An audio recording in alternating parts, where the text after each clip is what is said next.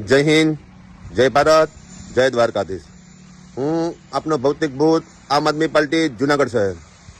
મિત્રો, ખૂબ જ દુઃખ સાથે આજે મારે કહેવું પડે છે, જે આમ આદમી પાર્ટી માટે આપણે જીવન ખર્ચવા માટે તૈયાર છીએ, ત્યારે આમ આદમી પાર્ટી કાર્યકર્તાની કોઈ વેલ્યુ જ નથી। ગોપાલભાઈ ઇટાલિયા પાર્ટીની અંદર એટલી હદે હિટલરશાહી ચલાવે છે કે કાર્યકર્તા અંદરો અંદર રૂંધાઈ રહ્યા છે। પોતાના મા બાપને સમય આપવાનો આપણે પાર્ટીને સમય આપતા હોય છે, ત્યારે કાર્યકર્તાની અવગણના થતી હોય, ત્યારે કાર્યકર્તાનું હૃદય રોતું હોય છે। ખરેખર આજે જે પાર્ટીથી હું વેરાયેલો છું, એ જ પાર્ટીમાં મારે આજે વિરોધમાં બોલવું પડે છે, પણ મારું હૃદય રોતું હોય છે। કેટલાક કાર્યકર્તાનો શ્વાસ ઊંડાઈ જશે એટલા માટે મારે બોલવું પડે છે। આ શબ્દો હું બોલી રહ્યો છું, એ ફક્ત મારી વેદના નથી, પરંતુ અસંખ્ય આમ આદમી પાર્ટીની વેદના છે। જેમ કરીને તમે જુઓ કે જુનાગઢની અંદર આજે રેશમાબેન પટેલ નારાજ છે।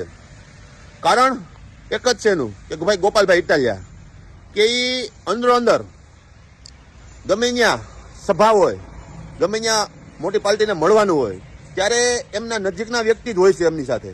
આજે હું છેલ્લા 6 મહિનાથી જોઉં છું કે ગોપાલભાઈની સાથે એના મિત્રો અને નજીકના વ્યક્તિ જ હોય છે।